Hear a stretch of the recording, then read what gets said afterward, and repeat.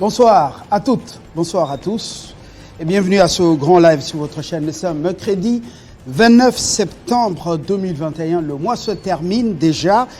Chez nous, un seul dossier nous captive. Dossier RAM ou affaire RAM. Suspendre ou supprimer, cette question nous intéresse avec deux invités. Le premier, Patrick Bombello Sanda, il est député national. Parmi les intervenants de cet après-midi, lors de la plénière qui a reçu le ministre des PTNTIC, Maliba Kibassa, pour justement donner des éléments de réponse aux députés nationaux. C'est suite à la motion, oui, c'est la motion d'interpellation pour pouvoir éclairer la représentation nationale. Albert Mbaounewa, il est spécialiste en droit des télécoms et du numérique. Lui sera avec nous pour aborder le même sujet, mais avec un regard d'un expert. Comment ça se passe ailleurs et chez nous, comment ça doit se passer? Les grandes lignes de l'actualité avec vous, Christian Kalonge. Bonsoir. Bonsoir Fabien, merci d'être avec nous. Madame, Messieurs, place à l'actualité sur Télé 50.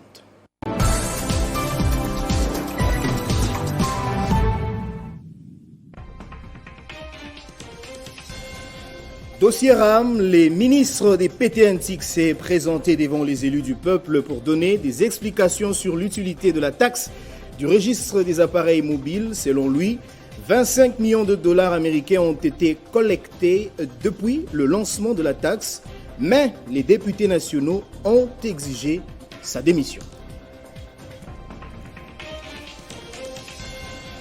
Les ministres de l'Intérieur, de la Justice, des Finances et de la Défense et celui des Relations avec le Parlement ont été auditionnés ce mercredi 29 septembre au Sénat dans le cadre de la poursuite de la séance d'évaluation de l'état de siège en Ituri et au Nord Kivu. C'était lors d'une plénière tenue ce mercredi. Et puis l'Organisation mondiale de la santé a reconnu via le rapport de sa commission d'enquête rendue publique mardi les abus commis par son personnel sur les femmes congolaises au cours de la période 2018-2019. Le directeur général de l'OMS a à cette occasion présenté ses excuses à la RDC, mais plusieurs organisations des droits de l'homme exigent de l'OMS réparation pour les victimes.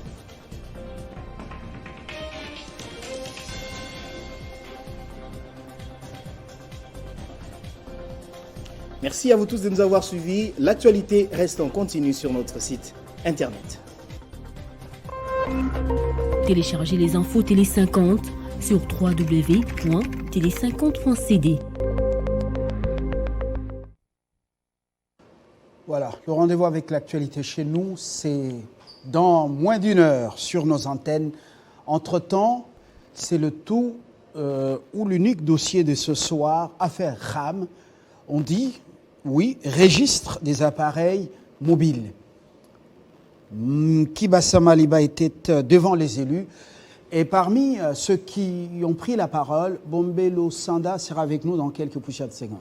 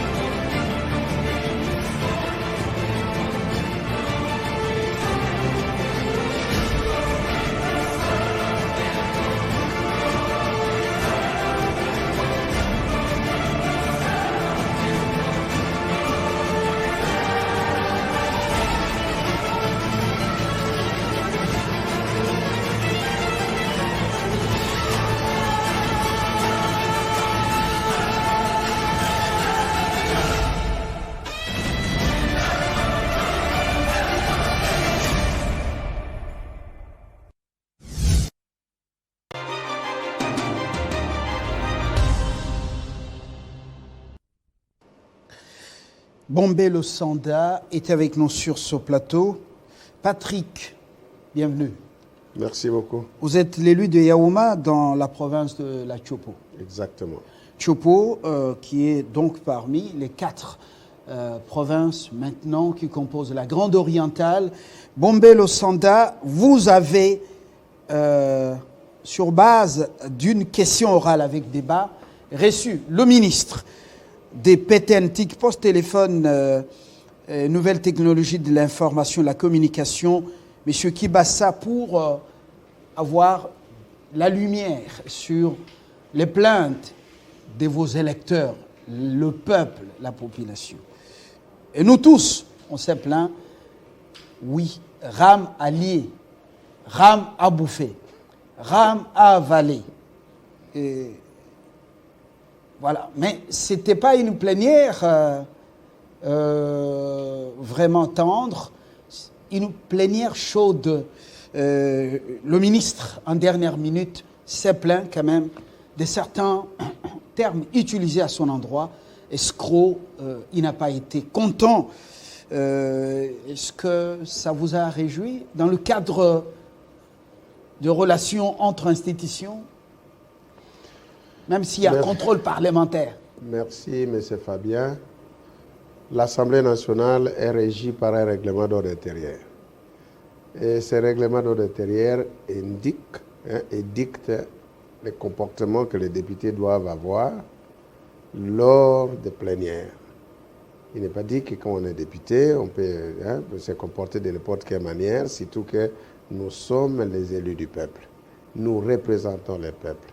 Il y a une certaine éthique que nous devons présenter, quelle que soit la situation, surtout que nos séances sont en direct. Donc, moi, je pense que les ministres, il y a ici peut-être il y a eu un peu de mots, parce que vous vous souviendrez que il y a même une maman, une femme honorable, qui a qualifié les autres, qui a de l'argent, qui a circulé. Et ça a voulu un peu perturber la plénière. On doit dire quand même la vérité aux téléspectateurs, au peuple. On a obligé. Est-ce que l'argent peut circuler dans une salle, dans la salle des plénières, la salle des congrès, alors qu'il est question des réponses à une question orale avec débat? C'est ça la question. L'argent doit circuler, pourquoi? Parce qu'il s'agissait d'une question qu'on a posée à un ministre, question orale avec débat.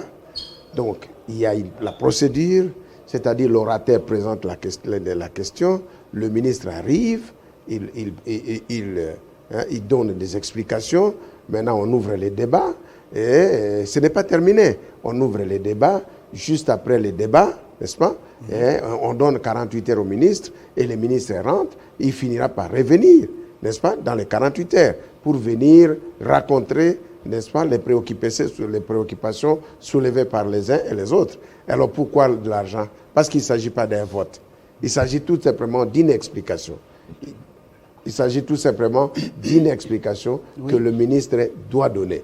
Donc même à l'université, même quand on travaille dans les milieux professionnels, on appelle ça une demande d'explication. Pourquoi tel problème, n'est-ce pas? Eh bien, on doit fournir les explications. Et surtout que le ministre en question a été d'abord toute oreille, beaucoup de respect envers les élus du peuple. Oui. Il vous a reconnu comme représentant légitime du peuple congolais. Oui. Et il a été un homme très courtois avec vous, très respectueux. Mais alors, en dernière minute, on a senti que c'était un lion blessé. Non, c'est... Contrôle parlementaire transformé en règlement des comptes. Non, moi, si j'étais peut-être conseiller du ministre, je lui dirais que non, parce que on lui a dit, il n'avait qu'à demander 48 heures, n'est-ce pas, pour préparer les éléments de réponse, c'est tout. Alors, être choqué ou pas, mais ce sont des choses que même les ministres ne pouvaient même pas faire allusion à ça. Bon, alors, nous rentrons quand même dans les débats au Congo. Oui. On vise plus les individus que les idées. On parle beaucoup individus que les idées. Est-ce que c'est votre constat aussi?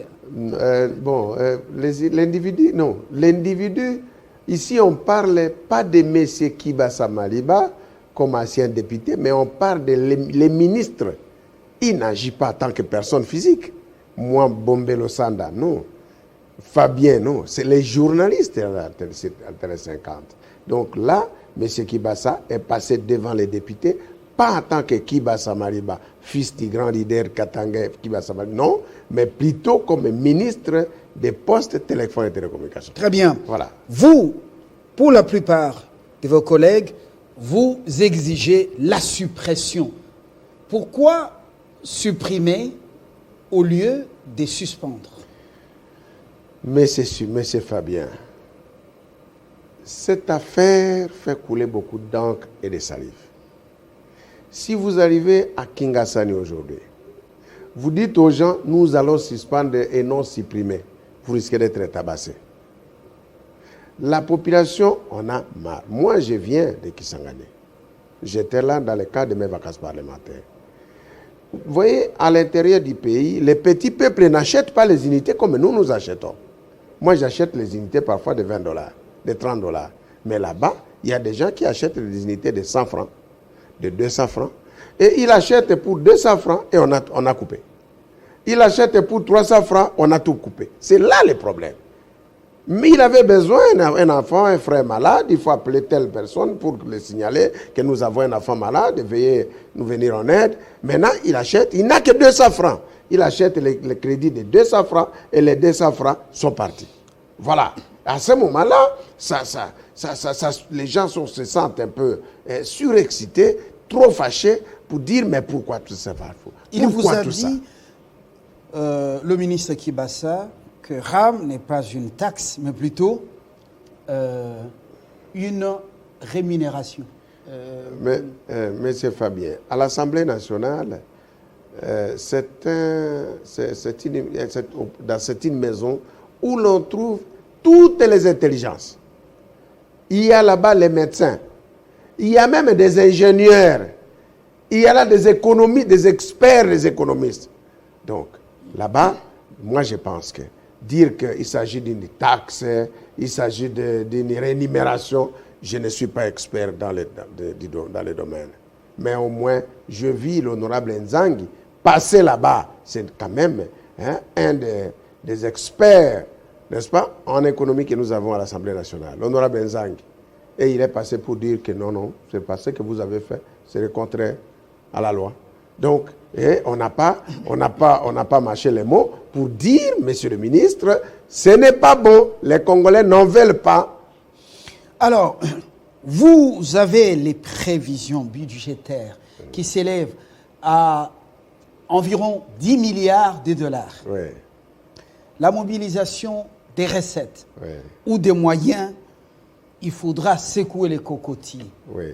Ou le coco, je ne parle pas de l'arbre. Mais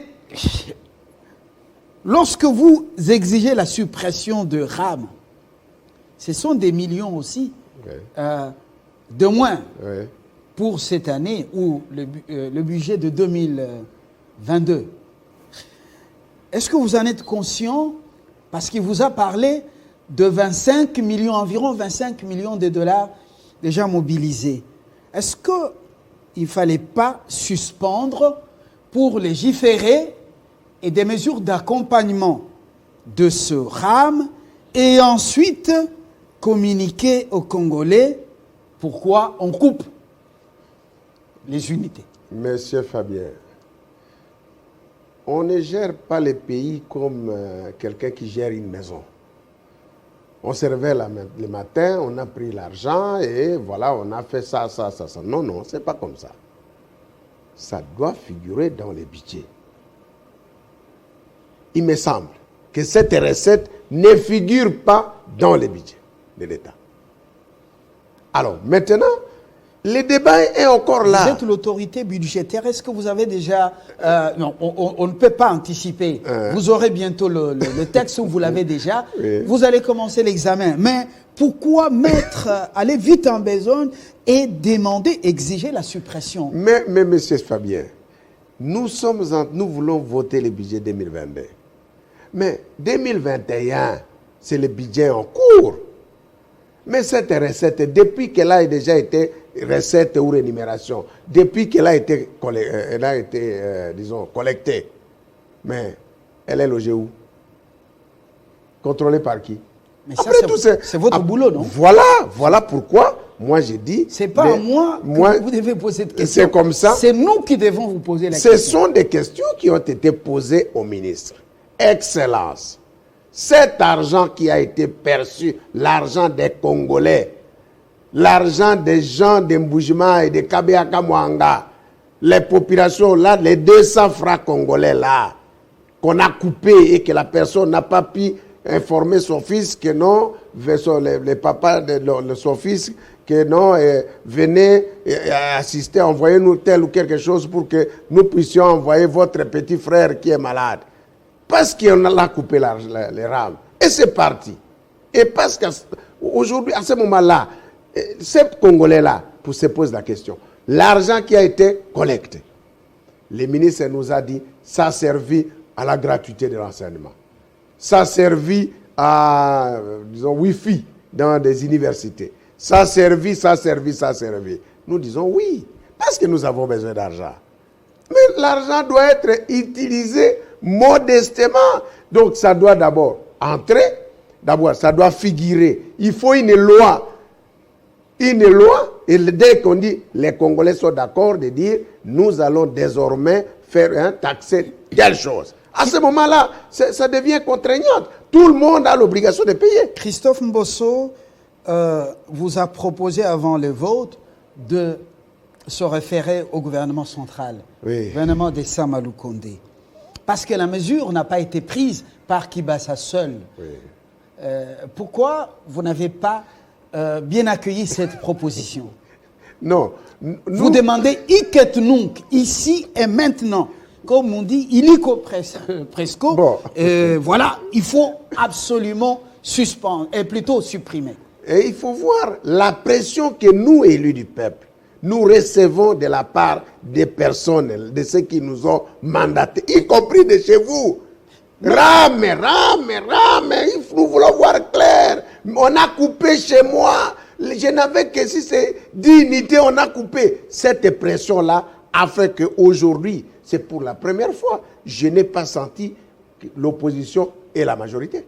C'était la confusion. On ne sait pas qui est de l'opposition et qui est de la majorité. Donc, c'est une question qui intéresse tout le monde. Vous n'avez pas, par ce contrôle parlementaire de ce mercredi, essayé de faire oublier au peuple les damnés de la terre, vos bases respectives, les jeeps palissades, parce que ces jeeps sont dans sa tête, la tête du peuple. Est-ce que vous n'avez pas voulu, d'un commun accord, vous en prendre à Kibasa pour faire oublier? Ram, c'est rien, c'est pratiquement rien. Par rapport au jeep palissade. Par rapport au jeep palissade. Monsieur, est-ce que ce n'est pas un contrôle parlementaire populiste pour récupérer la confiance du peuple? Mais moi, je pense que cette confiance, elle est là.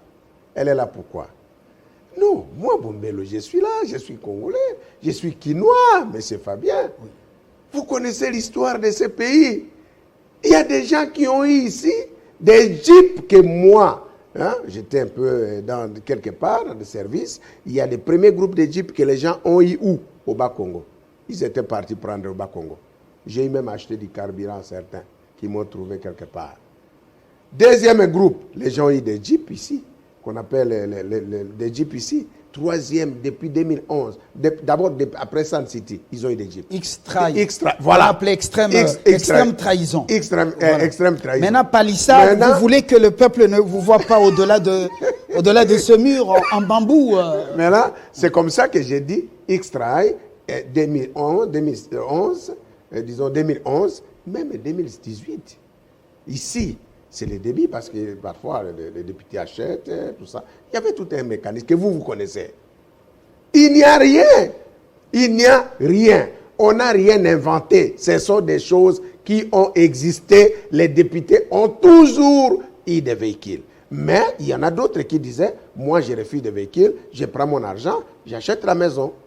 Il y en a ceux qui font Ils ont pris, il y en a qui ont vendu. Il y en a qui ont vendu, il y en a qui, aujourd'hui, ils sont à pied. Alors, donc, vous voulez nous faire oublier les Jeep Palissades pour ces quelques unités que RAM avale. Moi, les problèmes de les Jeep Palisade, ça pose problème ici à Kinshasa. Et c'est pour les Kinois, là où avec les réseaux sociaux. Mais moi, je reviens de ma circonscription électorale. Mais la Jeep Palisade ne pose pas de problème. Au contraire, les gens sont contents de voir leurs députés avec un véhicule. Et si demain il vient chez moi, je les transporte, il visite la ville de Kinshasa. C'est normal. C'est comme un député qui construit la maison. Vous dites non, il a construit la maison. Mais si aujourd'hui vous arrivez à Kinshasa, vous n'avez personne. Alors, vous allez dormir chez Fabien? Sincèrement. Mais vous viendrez dormir chez moi? Sincèrement. Voilà. Kibasa va tomber. Non. Vous êtes dans un contrôle parlementaire avec une procédure bien connue de la question orale avec débat à une motion de censure. Ce que moi je peux vous dire est que nous ne sommes pas là. Il n'y a pas de dispositions déjà prises pour faire tomber X, Y. Non, ce n'est pas ça. Il s'agit ici de dire, messieurs les ministres, vous percevez l'argent de l'État des Congolais, l'argent des Congolais, de Kabea-Kamwanga, de Miabi, de Yaouma, de partout, les pauvres populations, les 200 francs que vous prenez, vous prélevez là. Moi, je ne prends pas les 20 $ que moi je paye, mais les 200 francs que les gens de Ngandajika, incapable d'attraper 500 francs, M. Fabien. Il n'a que 200. Et les 200 francs-là, il achète les unités et les unités sont partout. Bombello Sanda connaît mieux le Kassai pour y avoir travaillé pendant longtemps. Voilà, dans des services stratégiques, il connaît tous ces coins dont il parle. Voilà. Alors, Bombello Sanda, suspendre ou supprimer, est-ce que les élus du peuple, qui ont une longueur d'avance sur la base, ne pouvaient pas proposer la suspension pour ensuite légiférer? Je reviens à cette proposition, encadrer la collecte et communiquer avec exactitude au peuple ce processus afin que les trésors publics puissent avoir des moyens, qu'on mobilise les millions et des milliards parce que l'État a besoin de l'argent pour résoudre les problèmes du peuple congolais. On se regarde dans les yeux. Vous avez eu les Jeeps, bien entendu. Il y en a parmi vous qui ne payent pas les impôts. Voilà, mais vous luttez pour les 200 francs, 500 francs du peuple. C'est une bonne chose. Mais est-ce que c'est vraiment, ce n'est pas pressé d'imposer la suppression? Bon, jusqu'à maintenant, il n'y a pas encore une décision qui est prise. J'insiste. Non, vous avez réclamé. J'ai suivi la plénière. Oui, on a réclamé. Vous savez, Fabien, il y a encore des étapes. C'est-à-dire quoi? On a demandé à son Excellence, Monsieur le Ministre, 48 heures après, allez-y, préparez les éléments de réponse. Il va revenir. Et après que le ministre ait fourni les éléments de réponse, n'est-ce pas, l'interpellateur prendra la parole. Et c'est quand l'interprétateur prendra la parole qu'il va conclure. Et puis c'est là, ça peut aboutir à dire, bon, ok, nous n'allons pas s'y plier. Donc on assiste à une mise en scène aujourd'hui dans la salle. Non, ça dit c'est un processus qui est déjà en cours. Kibasa ne tombera pas, c'est une mise en scène. Je n'ai pas dit que Kibasa ne tombera pas, ou je n'ai pas dit que Kibasa tombera. Mais j'ai dit qu'il y a un problème. Un problème d'argent. Il y a bel et bien un problème d'argent. L'argent des Congolais a été collecté et cet argent a été collecté sur base de quel texte? Ça, c'est clair. Eh bien, est-ce que le contrôle parlementaire concernant l'évaluation de l'état de siège sera aussi chaud comme ça, comme celui de cet après-midi? Ça peut même être dépassé, ça peut même être plus que ça, mais à la seule condition, c'est que c'est en huis clos. C'est en huis clos. Donc, vous n'avez pas la possibilité de voir. Non, parce que c'est en huis clos, étant donné que ce sont des domaines hautement stratégiques. Et le peuple n'a pas droit de connaître mais ce qui se passe. Le peuple est informé à travers moi. Moi, je vous représente quand même. Bon. Alors, si moi je suis informé, ça dit que vous êtes informé. Pendant les vacances parlementaires, est-ce que vous avez dit la vérité au peuple? Oui, moi. La vraie vérité. Moi, pendant les vacances parlementaires, j'ai dit la vérité à mon peuple. J'ai dit, d'ailleurs, j'ai les images, si vous me donnez l'occasion, je viens, vous allez écouter ce peuple-là. Parce que parfois, vous parlez ici à Kinshasa sans écouter le peuple. J'ai le peuple avec moi ici, je me promène avec le peuple. Je peux vous dire, voici ce que pensent ces peuples-là. Il faut savoir. 2011, 2006, 2011, 2018, les choses sont en train d'évoluer. Est-ce qu'à Yaouma, l'eau coule des robinets? Non, c'est comme ça que je suis en train de parler. Que le peuple commence maintenant, commence à réclamer. Le peuple est dû, nous avons un gouvernement. Et le gouvernement doit faire son travail, doit nous donner de l'eau, de l'électricité, les problèmes de la mécanisation des enseignants, les routes et des desserts agricoles. Tout ça, ce sont des revendications que le peuple est en train de réclamer. Et maintenant, mon problème, c'est quoi? C'est d'amener ces revendications au niveau de l'exécutif. Parce que c'est l'exécutif qui gère la marmite commune, qui est la caisse de l'État. Moi, je ne suis pas gestionnaire. Et cette caisse est trouée de temps en temps. Trouée par des indices. C'est comme ça que nous sommes appelés. Comme une marmite qui sointe. Hein? Vous n'avez pas voulu serrer la ceinture sur proposition de votre collègue Délice Sanga concernant les émoluments. Mais vous continuez à réclamer plus à l'exécutif sans retour de l'ascenseur. Je ne suis pas, peut-être je ne suis pas là pour essayer de critiquer le point de vue d'un collègue. Non, mais moi je dis, les collègues, nous en tant que députés, nous avons quand même l'obligation, n'est-ce pas, d'avoir vraiment de l'éthique. Ce n'est pas bon pour moi de venir parler peut-être de traitement d'un assistant social qui est le député, c'est un assistant social à la télévision, pour dire, bon, voilà, moi je laisse tout ça. Monsieur Fabien, vous êtes peut-être, il y a des gens, les gens, peut-être la situation socio-économique à Louisa, elle est différente de la situation de chez moi. Elle est différente de la situation d'Aketi. Elle est différente de la situation de Haru. La situation n'est pas la même, n'est-ce pas? La vie socio-économique, il y a des gens qui voient l'or, qui voient les diamants. Mais il y en a d'autres qui ne voient rien. Ni l'or, ni les diamants, qui ne voient que l'agriculture. N'est-ce pas? Et alors, ces Congolais-là, vous ne pouvez pas les mettre ensemble et commencer à dire, moi, je vais faire ceci, du populisme. Non, je ne suis pas là. J'ai dit, moi, je suis là, j'ai été élu par mon peuple et je dois servir cette population. Et aujourd'hui, si vous dites seulement, vous m'accordez 15 minutes, je vais vous convaincre. Je vous amène les images et vous allez voir vous-même. Et vous allez vous dire, ah, c'est le contraire de ce que... Parce que chacun parle au nom de ceux qui l'ont élu. Merci beaucoup. Patrick Bombé, le sondage, je rappelle que vous êtes député national élu de Yaouma dans la province de la Tchopo. Oui, Tchopo, l'ancienne province orientale. Tchopo qui a pour chef-lieu Kisangani. Je vous remercie. On vous souhaite un excellent contrôle parlementaire efficient, efficace, mais pas un spectacle parce que vous savez que la RTNC transmet pour que la base voit comment vous y prenez. Monsieur Fabien, moi je ne cesse de vous remercier parce que la population, vous-même Fabien, vous avez exigé à ce qu'il y ait un contrôle parlementaire sérieux, les devoirs de redevabilité. Nous vous avions donné, voilà, vous êtes ministre, vous devez être capable, n'est-ce pas, de vous expliquer sur la gestion quotidienne du secteur qui vous a été accordé.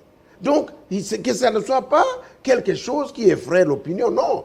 Je suis DG, aujourd'hui on m'appelle, je dois être capable de retracer ce que je fais. Sinon alors, ça devient, oh non, c'est le spectacle. Il n'y a pas de spectacle. Je demande au gouvernement de la République de tenir compte de la province de la Tchopo. Merci. Les courants, il n'y en a pas. L'eau, il n'y en a pas. Eh bien, comment ça? Merci. Monsieur le ministre, le Premier ministre, vraiment, les courants, nous en avons besoin dans la province de la Tchopo. Merci. Et les voiries aussi. Merci beaucoup. Nous saluons tous ceux qui nous suivent à Mangobo, Kabondo, et puis la commune de la Tchopo, Makiso. Voilà. Hein, là, il fait beau vivre là-bas. Merci beaucoup. Donc, on va vous suivre. Entre-temps, au Sénat, des ministres se sont succédés aujourd'hui, même des vice-premiers ministres, et même certains responsables des services stratégiques. Et là, ça se passe toujours loin des journalistes que nous sommes, on nous ramène après. Bon, il y a des sujets stratégiques, vous avez compris. Très bonne soirée. Merci beaucoup. Nous prenons sur le même sujet Albert Mbaounewa. Il est spécialiste en droit des télécoms et du numérique. Un autre regard sur le fameux RAM. L'argent payé par les contribuables n'arrive pas à la destination, ça profite à un groupe des individus. Et ces groupes d'individus veulent instrumentaliser, utiliser l'agence de prévention de lutte contre la corruption comme un outil, un instrument pour régler des comptes à la ville. Ça veut dire qu'aujourd'hui, l'agence de prévention routière est en duo avec Solitech, qui est une structure privée, pour traquer la ville, pour mettre mal à l'aise des structures de la ville. Solitech encourage le coulage des recettes, des comptes parallèles qui ne sont pas des comptes receveurs de la ville. Et c'est là où moi je lance un appel à l'inspecteur général des finances, M. Jules Alinghetti, de s'auto-saisir. Parce que l'agence de prévention de lutte contre la corruption estime qu'il y a eu détournement à la DGRK de frais, surtout ici dans le monde Covid. Il y a eu détournement avec cette histoire de la collecte des taxes et consorts. Et qu'il y a eu détournement. Je préfère que ce soit l'IGF qui puisse s'auto-saisir, initier des enquêtes impartiales et qu'à l'issue de ces enquêtes, qu'on puisse nous dire si réellement il y a détournement ou pas. Parce que laisser la PGCL continuer avec cette manière de traquer la ville, c'est au fait chercher à satisfaire un groupe d'individus qui ne travaillent pas pour l'intérêt de la ville, mais pour leur propre intérêt.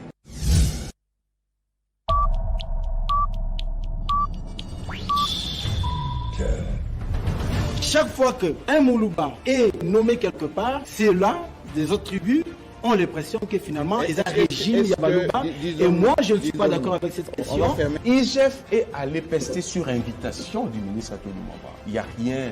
Le problème, c'est qu'il y a des agitations, peut-être manipulation aussi. Moi, en tant que Quinois, je constate effectivement qu'à Kinshasa, ça ne va pas. L'IGF a dit que l'OVD, via Foner, a détourné 13 millions de dollars. Il n'y a pas eu de détournement. Une route n'est pas comme l'omelette. Vous la cassez dans les 2 minutes qui suivent, vous la mangez. Non. C'est sur Télé 50 et nulle part ailleurs.